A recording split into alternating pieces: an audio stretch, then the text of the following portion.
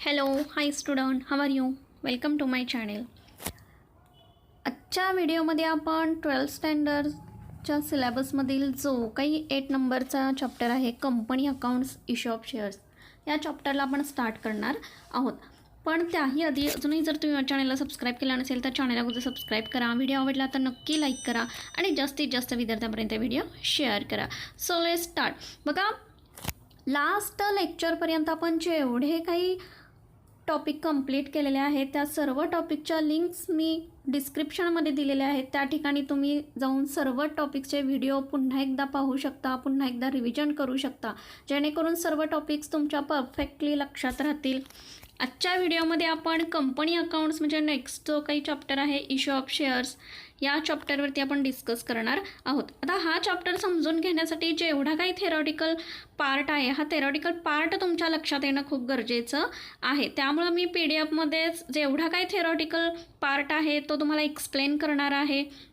जेवढा काही इम्पॉर्टंट तुम्हाला पार्ट वाटतंय तो नोटबुकमध्ये तुम्ही नोट करून घ्यायचा आहे. So let's start. Company accounts issue of shares म्हणजे नक्की काय? बघा, आत्तापर्यंत आपण म्हणजे 11th स्टँडर्ड्समध्ये आपण सोल ट्रेडरचं जे काही फायनल अकाउंट्स प्रिपेअर करत होतो, किंवा आत्ता 12th स्टँडर्ड्समध्ये पार्टनरशिप फायनल अकाउंटच्या पद्धतीने आपण मेंटेन केलेलं आहे. त्यानंतर रिकन्स्टिट्यूशन ऑफ पार्टनरशिपमध्ये असेल, ॲडमिशन, रिटायरमेंट, डेथ असेल, किंवा कंपनी क्लोज कशा पद्धतीने आपण केलेली आहे, डिझॉल्युशन ज्याला आपण म्हणतो. या सर्व चॅप्टरमध्ये आपण अकाउंट कशा पद्धतीने आपण मेंटेन केलेले आहेत हे सर्व आपण पाहिलेलं आहे. आता त्या पुढील पार्ट जो काही आहे company accounts issue of shares, ज्यावेळेला शेअर्स इश्यू केले जातात त्यावेळेला कंपनी अकाउंट्स कशा पद्धतीने मेंटेन करते हे आपण या टॉपिकमध्ये स्टडी करणार आहोत. आता स्टेप बाय स्टेप आपण कन्सेप्ट क्लिअर करत जाणार आहोत. सुरुवातीला कंपनी म्हणजे काय, किंवा कंपनीमध्ये जे काही शेअर्स असतात, शेअर्स म्हणजे काय, त्याचं मेनिंग अँड डेफिनेशन असेल, किंवा टाईप्स ऑफ शेअर्स असतील, शेअर्स कोणकोणत्या प्रकारचे आहेत हे देखील आपण पाहणार आहोत. त्यानंतर शेअर कॅपिटल म्हणजे काय, शेअर कॅपिटल कशा पद्धतीनं क्रिएट केलं जातं यावर देखील डिस्कस करणार आहोत. त्यानंतर actually accounting for share capital, प्रत्यक्षात आपण अकाउंटिंग शेअर कॅपिटलचं कशा पद्धतीने करणार आहोत. मग त्याच्यामध्ये पब्लिक इश्यू ऑफ शेअर्स असतील, बेसिक अकाउंटिंगच्या ज्या काही एक्झाममध्ये तुम्हाला जर्नल एंट्रीज विचारले जातात यावर आपण डिस्कस करणार आहोत. मग त्याच्यामध्ये ॲट पार असेल, प्रीमियम, डिस्काउंट, त्यानंतर over subscription and under subscription of shares, call in arrears and call in advance, issue of shares for consideration other than cash असेल, किंवा फॉर फीचर ऑफ शेअर असेल.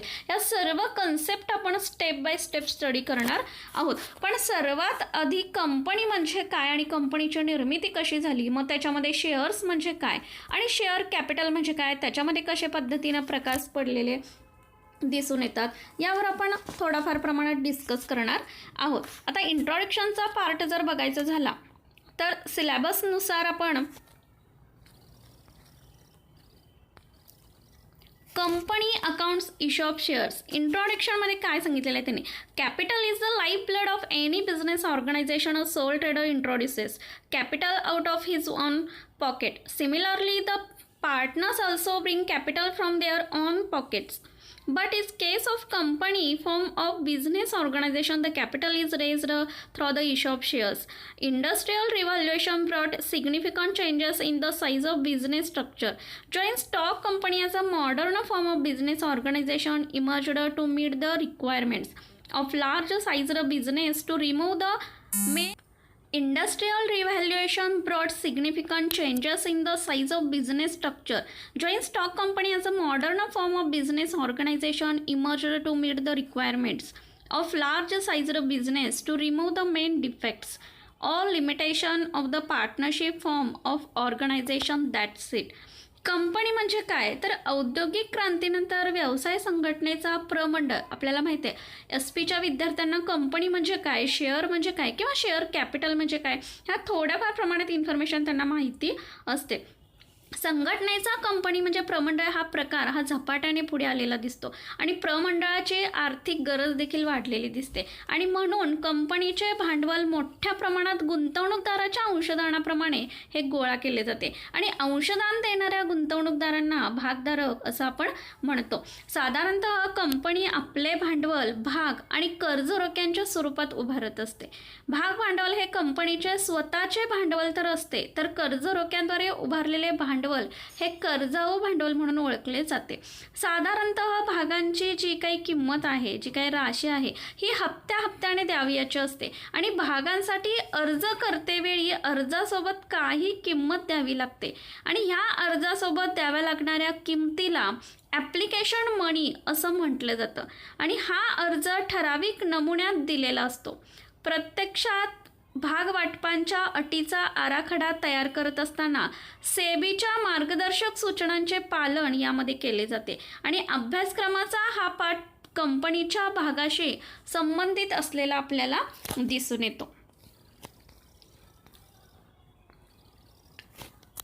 त्यानंतर share and share capital. Share म्हणजे काय तर company कायद्यातील कलम 284 नुसार शेअर म्हणजे काय तर as per section 2 clause 84 of companies act 2013 share is the share in the capital of a company and include stock as well. Share capital means the capital raised by a company by issue of shares in case of company is divided into small parts now as shares. This is why it is known as share capital. Share म्हणजे काय तर भाग म्हणजे कंपनीच्या भांडवलातील एक हिस्सा होय आणि ज्या ठिकाणी भाग आणि भाग साठ्यातील फरक स्पष्ट नसेल तर त्या ठिकाणी त्या भागसाठ्याचा स्टॉक असा देखील उल्लेख केला जातो.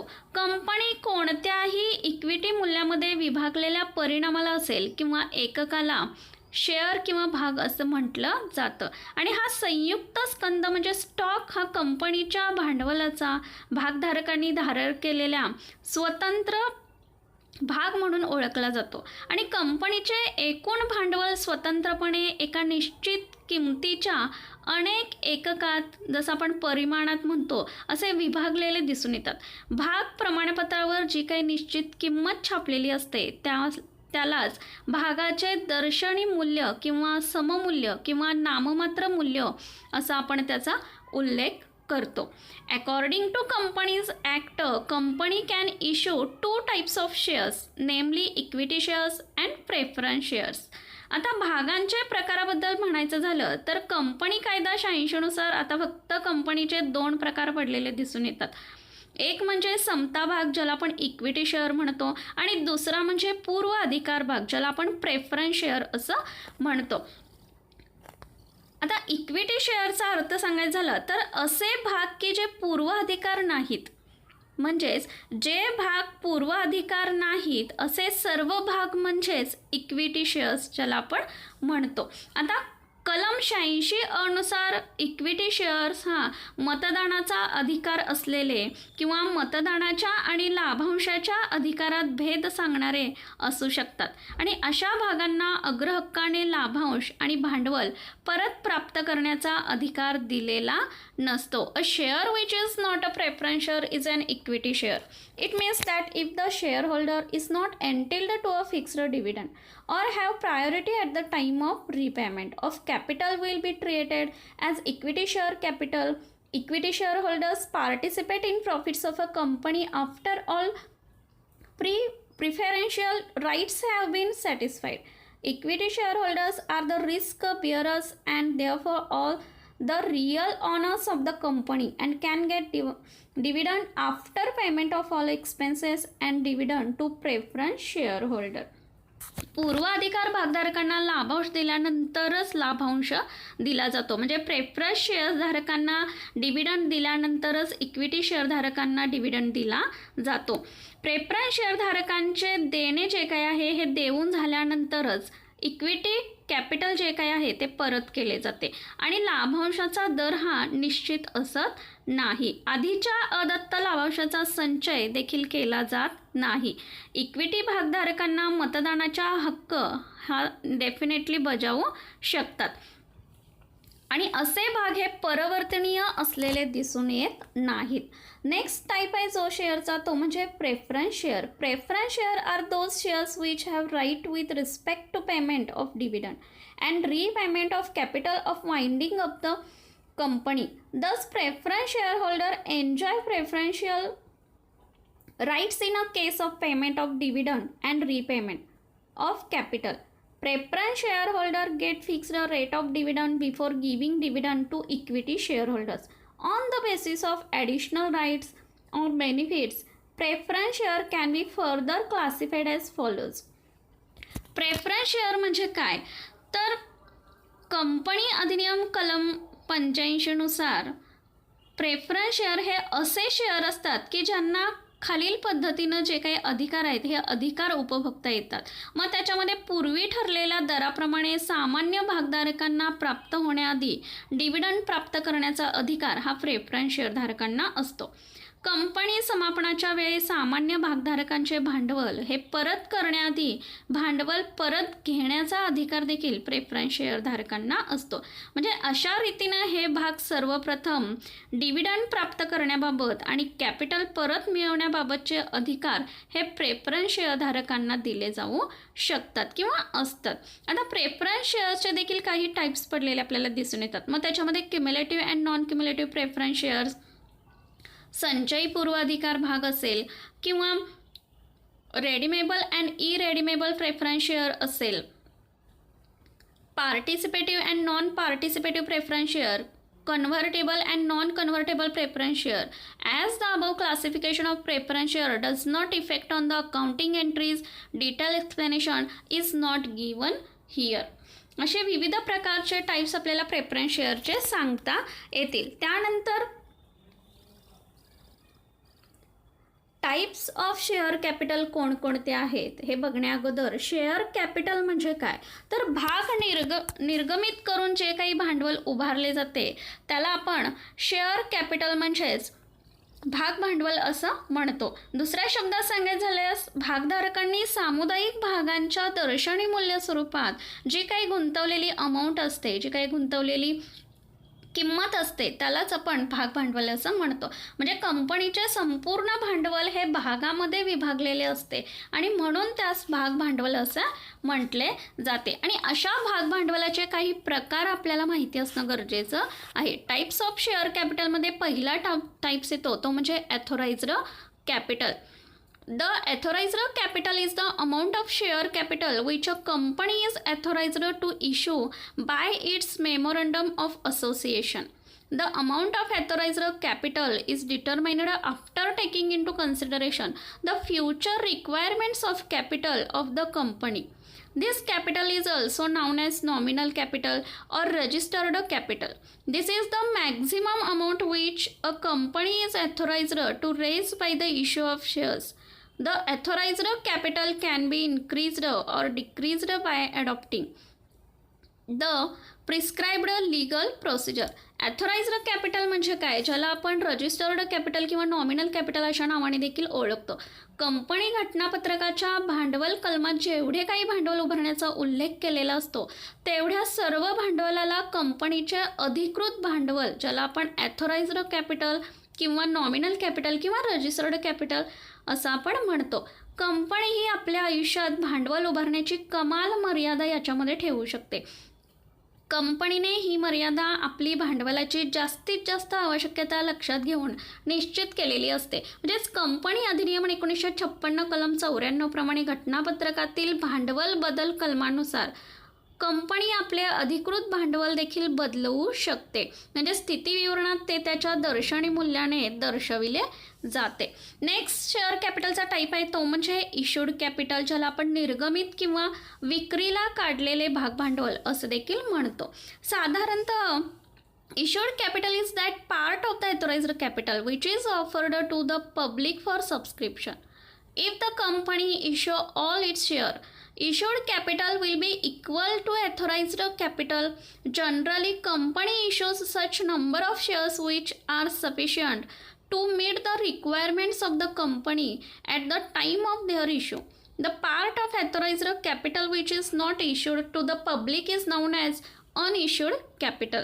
इश्यूड कॅपिटल म्हणजे काय, ज्याला आपण विक्रीस काढलेले भाग भांडवल असं म्हणतो. साधारणतः कंपनी आपल्या अधिकृत भाग भांडवलांपैकी सर्वच भांडवल निर्गमित करत नाही किंवा सर्वच भांडवल वाटप करीत नाही. निर्गमित भांडवल हे अधिकृत भांडवलाचा असा एक हिस्सा आहे, असा एक भाग आहे की जो कंपनीने निर्गमित केलेला असतो आणि यामध्ये कंपनीने जनतेसाठी विक्रीला काढलेल्या भागांच्या दर्शनी मूल्याचा समावेश होत असतो. तसेच यामध्ये कॅश असेल म्हणजे रोख असेल, बक्षीस म्हणून दिलेल्या भागांचा, कंपनीचे प्रवर्तक आणि संपत्ती खरेदी ज्याला आपण असेट असं म्हणतो, असेट खरेदी करताना दिलेल्या भागांचा देखील समावेश इश्यूड कॅपिटलमध्ये केला जातो. नेक्स्ट टाईप आहे तो म्हणजे सबस्क्राइब्ड कॅपिटल. विक्री झालेले किंवा खपलेले अभिदत्त भाग भांडवल असं त्याला मराठीमध्ये म्हटलं जातं. Subscribed capital is that part of issued capital which is actually subscribed by the public. When the shares issued for subscription are wholly subscribed, issued capital would be the same as the subscribed capital. The part of issued capital which is not subscribed by the public are known as unsubscribed capital. विक्रीला काढलेल्या भागभांडवलापैकी जनतेकडून जेवढे भागभांडवल खरेदी केले जाते ते भागभांडवल म्हणजे खपलेले भागभांडवल होय, ज्याला आपण सबस्क्राइब्ड शेअर कॅपिटल असं देखील म्हणतो. अशा भागांसाठी जनतेकडून अर्ज आलेले असतात आणि कंपनीने सुद्धा त्यांचे वाटप केलेले असते. रोख शिवाय इतर गोष्टी विचारात घेताना कंपनीने निर्गमित केलेल्या भागांच्या दर्शनी मूल्याचाही यात समावेश केला जातो. नेक्स्ट शेअर कॅपिटलचा जो काही टाईप्स आहे तो म्हणजे कॉल्ड अप कॅपिटल. मागणी केलेले जे काही भांडवल आहे त्याला आपण कॉल्ड अप कॅपिटल असं म्हणतो. It is that part of the subscribed capital which is actually called up from the shareholders. The company demands only that portion of the value of the shares which it considers sufficient for the time being. It should be noted that called up capital may be equal to subscribed capital. The part of subscribed capital which is not called up by the company are known as uncalled capital. Called up capital म्हणजे काय, तर company एकाच वेळी भागांवरील संपूर्ण जी काही राशी आहे, संपूर्ण जी काही किंमत आहे ही मागवित नाही. किंमत किंवा अमाऊंट ही हप्त्याने प्राप्त केली जाते आणि जनतेने खरेदी केलेल्या अर्थात निर्गमित केलेल्या भागभांडवलापैकी जेवढी किंमत कंपनीने मागवलेली असेल त्या किमतीला मागणी केलेले भागभांडवल म्हणजेच कॉल्ड अप कॅपिटल असं म्हटलं जातं. नेक्स्ट टाईप आहे तो म्हणजे paid up capital. It is that portion of the called up capital which has actually been paid by the shareholders as it is likely that same shareholders may not pay all the amount demanded and due on their shares. Paid up capital can be equal or lesser than the called up capital, but it cannot be more than the called up capital. The difference between called up capital and paid up capital is known as call in arrears. Paid up capital म्हणजे काय, तर परिदत्त किंवा वसूल झालेले भागभांडवल हा मागणी केलेल्या भागभांडवलाचाच एक भाग असलेला दिसतो. प्रत्यक्षात भागधारकांकडून वसूल झालेल्या किमतीला परिदत्त किंवा वसूल झालेले भागभांडवल असे म्हटले जाते. पेड अप कॅपिटल हे मागणी केलेल्या भागभांडवला इतके किंवा कमीही असू शकते. आणि सर्वात महत्त्वाचा आणि लास्ट जो काही शेअर कॅपिटलचा टाईप आहे तो म्हणजे रिझर्व कॅपिटल, ज्याला आपण राखीव भागभांडवल असं म्हणतो. It is that portion of subscribed capital which has been called up and which the company by specially resolution had decided not to called up except in the event of and for the purpose of winding up. Company कायदा 1956 कलम 99 नुसार जर विचार करायचा झाला तर company सर्वसाधारण समेत विशेष ठराव मंजूर करून राखीव भांडवल ठेवू शकतात आणि या राखून ठेवलेल्या भागाला रिझर्व्ह शेअर कॅपिटल असं म्हटलं जातं. आणि हा खपलेल्या भाग भांडवलापैकी न मागवलेला हप्ता किंवा न मागवलेली जी काही किंमत आहे तीच रिझर्व्ह शेअर कॅपिटल म्हणून ओळखली जाते. कंपनीच्या विसर्जनाशिवाय असा भाग मागविला जात नाही आणि असे भांडवल केवळ कंपनीच्या अवसायनाच्या वेळी मागविले जाते. नेक्स्ट पार्ट आहे तो म्हणजे पब्लिक इश्यू ऑफ शेअर्स. आता ज्या वेळेला कंपनी आपले शेअर्स विक्रीसाठी काढते त्यावेळेला नक्की प्रोसेस कशा पद्धतीने घडत असते त्यावर आपण डिस्कस करणार आहोत. आता पब्लिक इश्यू ऑफ शेअर्स म्हणजे काय, तर भागांचे जे काही सार्वजनिक अभिदान कंपनी करत असते तर त्याची प्रोसेस कशा पद्धतीने असते ते आपण बघणार आहोत. आता it is the most common and popular practice of public limited companies to raise the share capital by issuing its shares to public in primary market. Following procedure is followed by the company to issue it share to the public. आता प्राथमिक बाजारात ज्या वेळेला company भागांची विक्री करते त्यावेळेला भागांची विक्री करण्याची ही अतिशय लोकप्रिय पद्धत असलेली आपल्याला दिसून येते. आणि या पद्धतीनुसार भागांची विक्री करणारी जी काही कंपनी आहे ही सरळ गुंतवणूकदारांना आपले भाग विकत घेण्याची विनंती करत असते. आणि भागांचे सार्वजनिक निर्गमन म्हणजे वाटप ज्या वेळेला कंपनी करत असते म्हणजेच माहितीपत्रक त्यावेळेला सर्वात पहिल्यांदा ती प्रसिद्ध करते. कंपनी आपल्या भागांची विक्री करण्याकरता ज्या काही प्रोसेस यूज करते, ज्या काही स्टेप्स यूज करते ते आपण स्टेप बाय स्टेप स्टडी करणार आहोत. आता त्यातील पहिली स्टेज आहे ती म्हणजे इश्यू ऑफ प्रॉस्पेक्टस. जसं मी सांगितलं मगाशी की भागांचे सार्वजनिक ज्यावेळेला वाटप कंपनी करते त्यावेळेला सर्वात पहिल्यांदा माहितीपत्रक प्रसिद्ध करून भागांची विक्री कंपनी करत असते, त्यालाच आपण इश्यू ऑफ प्रॉस्पेक्टस असं म्हणतो. आता सार्वजनिक कंपनी ही जी काही आहे ती माहितीपत्रकाद्वारे सर्वसामान्य जनतेला भागांच्या माध्यमातून आपले वर्गणीदार जे काही आहेत या वर्गणीदारांना कंपनीचे वर्गणीदार होण्यासाठी निमंत्रित करते. कशाच्या थ्रू, तर प्रॉस्पेक्टसच्या थ्रू. त्यामुळे माहितीपत्रकाच्या नोंदणीपासून जवळपास 90 दिवसांच्या आत हे माहितीपत्रक प्रसिद्ध केले गेले पाहिजे आणि नोंदणीकृत माहितीपत्रकाची एक प्रत ही नोंदणी कार्यालयात देणं अनिवार्य असतं. दुसरी स्टेप सांगायचं झालं तर रिसिप्ट ऑफ ॲप्लिकेशन्स. अर्ज, अशा पद्धतीचे अर्ज की भाग मागणी करण्यासाठी जे काही अर्ज केलेले असतात हे अर्जांनाच आपण काय म्हणतो तर रिसिप्ट ऑफ ॲप्लिकेशन्स. आता संभाव्य गुंतवणूकदारांना भाग खरेदी करण्यासाठी मिळालेली ही एक संधी असते. कंपनी अधिनियम कायदा 2013 कलम 39(2) नुसार अर्जाची देयराशी ही कमीत कमी प्रत्येक भागाच्या दर्शनी मूल्याच्या 5% कमी असावी किंवा 5% इतकी असली पाहिजे. म्हणजेच भारतीय प्रतिभूती विनिमय मंडळाच्या मार्गदर्शक तत्वानुसार ज्याला आपण सेबी असं म्हणतो, या सेबीनुसार ही राशी किंवा ही किंमत निर्गमित किमतीच्या 25% असली पाहिजे. आणि अशी ही अर्जाची राशी जिला आपण ॲप्लिकेशन मनी असं म्हणतो ही कोणत्याही नियोजित अधिकोशात जमा करावी याची असते किंवा जमा केली जाते. नेक्स्ट स्टेप जी काही आहे ती म्हणजे अलॉटमेंट ऑफ शेअर्स. म्हणजे भागांचे प्रत्यक्षात वाटप ज्या वेळेला केले जाते, भागांचे आवंटन ज्या वेळेला केले जाते त्यालाच आपण अलॉटमेंट ऑफ शेअर्स असं म्हणतो.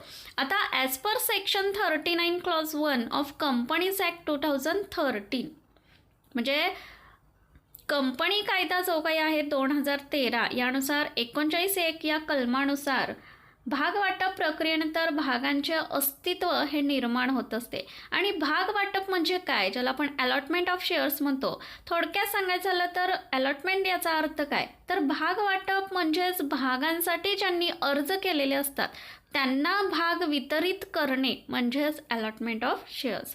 भारतीय प्रतिभूती विनिमय मंडळाचे मार्गदर्शक तत्वानुसार ज्याला आपण सेबी असं म्हणतो, या सेबीनुसार जर कंपनीला विक्री काढलेल्या भागांच्या रकमेच्या 90% राशी ही भाग विक्रीस बंद होण्याच्या तारखेपर्यंत मिळाली नाही तर अशी रक्कम झालेली संपूर्ण रक्कम ही भाग विक्री बंद झाल्याच्या तारखेपासून 60 दिवसांच्या आत परत करावी लागते.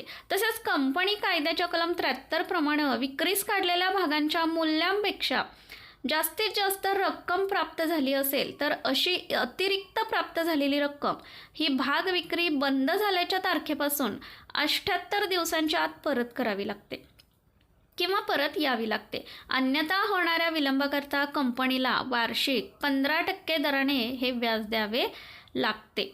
नेक्स्ट स्टेप आहे ती म्हणजे कॉल्स ऑन शेअर्स. आता कंपनीने भागांच्या अर्जांची म्हणजेच भाग वाटपाची राशी ज्याला आपण किंमत असं म्हणतो, ही किंमत सोडून शिल्लक राहिलेल्या किमतीसाठी केलेली मागणी म्हणजेच हप्ता मागणी होय. जसं आपण स्टेप बाय स्टेप बघितली की कंपनी ज्या वेळेला आपले शेअर इश्यू करायला काढते किंवा विक्री करण्यासाठी शेअर काढते, त्यातील पहिली स्टेप आपण बघितली की माहितीपत्रक प्रसिद्ध करणे, ज्याला आपण इश्यू ऑफ प्रॉस्पेक्टस म्हणतो.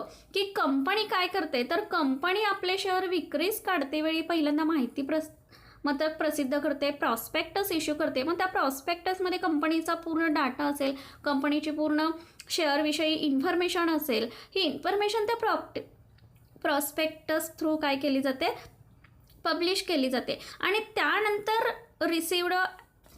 रिसिप्ट ऑफ ॲप्लिकेशन केलं जातं की ज्या व्यक्तींना शेअर्स पाहिजे असतील तर त्यांनी ॲप्लिकेशन कंपनीला करणं गरजेचं आहे. आणि त्या ॲप्लिकेशनबरोबर काही अमाऊंट देखील वर्गणीदारांनी कंपनीला देणं अनिवार्य असतं. आणि जर कंपनीने 10 रुपयाचा शेअर जर विक्रीस काढला असेल तर त्यातील 4 रुपये ॲप्लिकेशनसाठी दिले असतील. राहिलेली जी काही अमाऊंट आहे 3 रुपये असतील किंवा 4 रुपये असतील तर यातील काही रक्कम ती अलॉटमेंट ऑफ शेअर्सनुसार पे करेल. आणि राहिलेली जी काही अमाऊंट आहे ही कॉल ऑन शेअर्सद्वारे ती काय करते, परत करू शकते. त्यालाच आपण हप्ता मागणी किंवा कॉल्स ऑन शेअर्स असं म्हणतो. की कंपनी भागांच्या अर्जाची आणि आवंटनाची राशी सोडून शिल्लक राहिलेल्या राशीसाठी केलेली मागणी म्हणजे हप्ता मागणी होय. हप्ता मागणी ही एक किंवा अधिक भागात मागितली जाते. जसं आपण कॉल्स ऑन शेअर्समध्ये फर्स्ट कॉल केला तर कंपनी पहिला हप्ता मागते, दुसरा कॉल केला तर त्यावेळेला सेकंड कॉल असं म्हटलं जातं. आणि राहिलेली जी काही अमाऊंट आहे त्यासाठी थर्ड किंवा फायनल कॉल कंपनी करत असते. जसं क्वेश्चनमध्ये तुम्हाला जेवढे कॉल्स दिले असतील त्या पद्धतीनं आपल्याला क्वेश्चन सॉल्व करावा लागणार आहे. हप्ता मागणी ही एक किंवा अधिक भागात सांगितलं मी आत्ता की मागितली जाते. आणि हे हप्ते प्रथम हप्ता असेल तर आपण फर्स्ट कॉल, सेकंड कॉल किंवा third call and final call या नावाने ओळखले जाते. आणि या कॉल्सची राशी किंवा या हप्त्याची जी काही किंमत आहे ही भागांच्या नामपत्रा मूल्याच्या 25% जास्त असता कामा नये. कमीत कमी 14 दिवसांची मुदत असणारी सूचना अशी राशी मागवण्यासाठी देणं गरजेचं असतं. आजच्या व्हिडिओमध्ये आपण कंपनी म्हणजे काय किंवा कंपनीचे शेअर्स म्हणजे काय आणि भाग भांडवलाचे प्रकार म्हणजे शेअर कॅपिटलचे जे काही टाईप्स आहेत यावर डिस्कस केलं. त्यानंतर पब्लिक सबस्क्रिप्शन ऑफ शेअर्स ज्याला आपण पब्लिक इश्यू ऑफ शेअर्स म्हणतो, या मेथडनुसार आपल्याला ॲक्च्युली अकाउंटिंग ट्रीटमेंट करणं गरजेचं असतं किंवा त्या पद्धतीनं आपल्याला क्वेश्चन सॉल्व करायचं आहे. मग त्या पद्धतीनं आपल्याला कशा पद्धतीने क्वेश्चन सॉल्व करताना स्टेप आपण यूज करणार आहोत. मग त्याच्यामध्ये इश्यू ऑफ प्रॉस्पेक्टस असेल, रिसिप्ट ऑफ ॲप्लिकेशन बघितलं आपण, अलॉटमेंट ऑफ शेअर्स कशा पद्धतीने असतं आणि कॉल्स ऑन शेअर्स म्हणजे काय. म्हणजे या स्टेप क्वेश्चन सॉल्व करत असताना किंवा basic accounting entries for issue of शेअर्सच्या करत असताना हे आपल्याला अप्लाय करणं गरजेचं आहे. यावर देखील आपण सविस्तर डिस्कस केलेलं आहे. व्हिडिओ आवडला तर नक्की लाईक करा आणि जास्तीत जास्त विद्यार्थ्यांपर्यंत व्हिडिओ शेअर करा. थँक्यू. Take care.